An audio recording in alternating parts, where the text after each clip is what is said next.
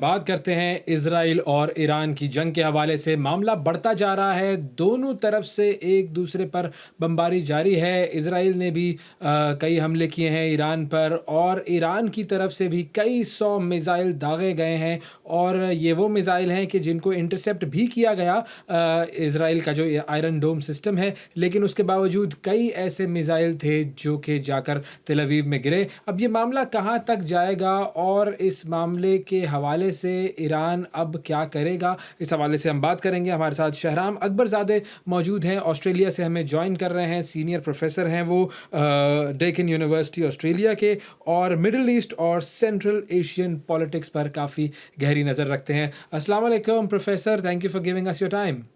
Pleasure to be here. Thank you. So, Professor, let's start with the role of the United States in this whole conflict. Initially, the United States was saying that this was a unilateral attack by Israel, but now the US has come up and it has said that we knew about this whole attack. Can you tell us what exactly does the US mean, and how is US involved in this whole scenario? Very good question. I think it's very clear that the United States was aware, had advance warning of the attack. We know that because the US was evacuating its embassies and non essential staff from a lot of the embassies in the region, especially in Iraq, anticipating that tension could escalate and it would put the American lives at risk. So the US was aware. Whether they had given the green light or not is debatable. But one thing is for sure, the US was involved in defending Israel after Iran retaliated. So that's the problem and that's the risk that we are facing right now. Uh, the US may not have initiated the conflict, but the US is very much on the verge of being dragged into the conflict, and the conflict can easily get out of hand and gain a regional aspect. So now Donald Trump has said that these attacks by Israel on Iran will compel Iran to sign the nuclear deal. What do you think? Will this happen? Is that possible? Well, I think Donald Trump is trying to have it both ways. First, Donald Trump asked Netanyahu not to attack and let give diplomacy a chance. Now that the attack has happened, it, he is threatening Iran with more attacks, trying to get them to the table. But that is so misguided. The authorities in Iran are not going to continue talks over the nuclear program under fire. And it's very predictable that Iran has canceled ongoing talks on its nuclear program. And it's very predictable that they will not return to the discussion, to negotiation table while being attacked. So what is the future of these negotiations now? Very grim, very grim. I don't see how negotiations can actually continue while Iran is engaged in a military confrontation in war with Israel, and with every chance of the United States being also involved in that conflict. So you can't expect Iran to be negotiating on the future of its nuclear program, because now this is the problem. There are many voices in Iran that have been advocating for the weaponization of the nuclear program. They've been advocating for a nuclear bomb, saying that that is the only way to deter aggression. So now those voices are getting louder in Iran. Those voices are pointing to what's going on in the region and saying, look, we have no other deterrence against US aggression, against Israeli aggression, except the nuclear bomb. It's difficult for the authorities in Iran to dismiss that argument. And this means that Israel has actually achieved the very opposite of what it claimed to aim for.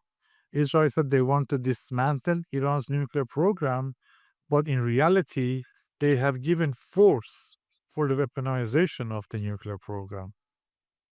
So, Professor, as we all know, that Israel has been after the nuclear program of Iran since decades. So, what is the difference now, and what has made Israel so powerful that it bombed Iran now? Yes, Israel has been lobbying against the nuclear program for decades and against the Islamic Republic of Iran, the regime, for decades. Um, Israel was very much against the 2015 nuclear agreement that President Obama signed with Iran. That was a problem for Israel, and Israel advocated for the cancellation of the nuclear deal when President Trump came to office. And of course, President Trump withdrew from the deal. So this has been a constant in the Israeli agenda. What has changed now and what has really facilitated the war, the conflict, is that first, last year there were exchanges between Iran and Israel, and a lot of Iranian anti-air defense systems were disabled. And second, in the course of the Israeli war on Gaza, Israel has managed to dismantle a lot of Iranian proxy assets in the region. If you think about Hamas, is effectively destroyed and incapable of posing serious threat to Israel. Hezbollah, that has been the crown jewel of Iranian proxy, is now pushed north away from the border, so its capacity to pose a threat against Israel is seriously diminished. You will recall that Hamas's Secretary General Hassan Nasrallah is assassinated.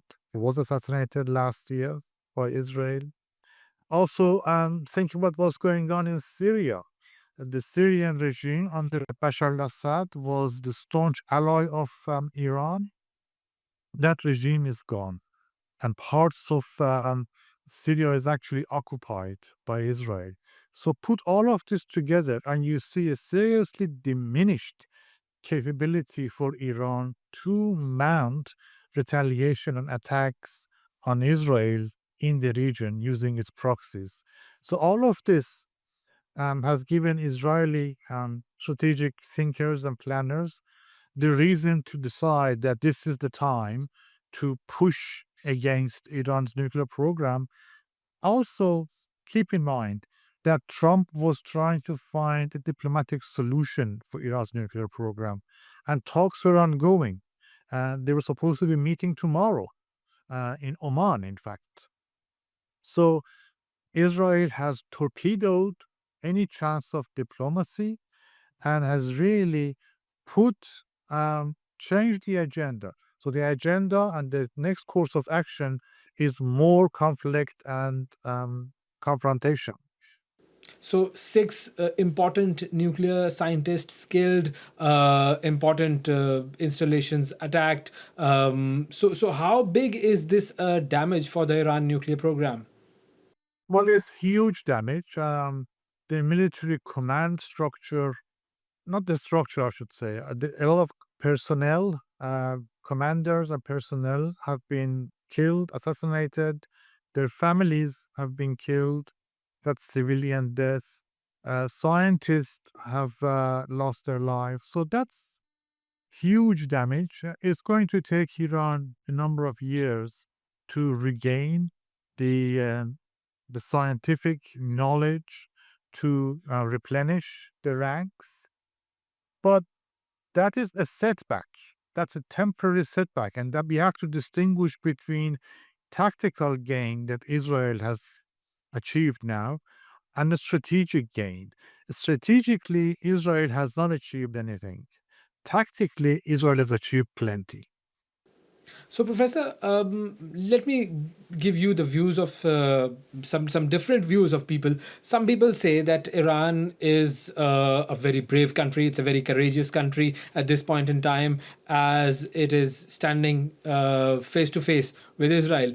And others are of the view that since Iran does not have the capability to harm Israel, it should avoid conflict. What do you think? Which view makes sense? Well, I mean, these views are driven by an ideological framework and point of reference. Those who believe that the United States and Israel need to be stopped by force would favor the Iranian point of view. Those who believe that there needs to be some kind of a political compromise, a diplomatic solution to the crisis would have a different point of opinion. Now, I also want to discuss something very important said by Netanyahu. He said that we are giving the people of Iran a chance to stand up against their regime, against their government. So, what does he mean? And what does he think about the people of Iran? Are they so unhappy that this attack by Israel on Iran will be taken, will be considered as a chance to stand up against their regime? That is quite telling, and I think Netanyahu is really hoping that conflict, and especially if the conflict escalates and brings the US into open confrontation with Iran, that will generate the momentum and opportunity for some kind of a popular backlash against the regime. That is a very risky calculation and risky path to follow.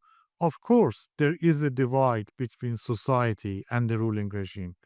We saw it last in the last couple of years. 2022, we had the Woman Life Freedom movement that openly challenged the legitimacy of the political regime in Iran. And we saw it in a very low turnout in ballot boxes at presidential election. Less than 50% participated. And that's when the supreme leader in Iran had been urging everyone to participate, even if they didn't agree with his policies. He was saying, come and cast your vote, even if you want to vote against me. Come and cast your vote because that's important. That's a sign of legitimacy for the regime as a whole.